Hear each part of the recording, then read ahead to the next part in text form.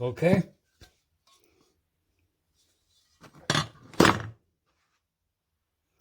Oh yeah. Y'all take note of this side cover. This particular engine would have been an M with a L magnet on it, rotary. And right here on this, right there on this flat plate right here, there's a timing mark cast in them.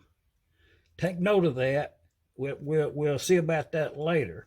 And notice on the L, same engine, but with the L magneto, it don't have no indicator up here as to where to put the gear, no little timing mark. Just take a note of that. Also, this side cover here,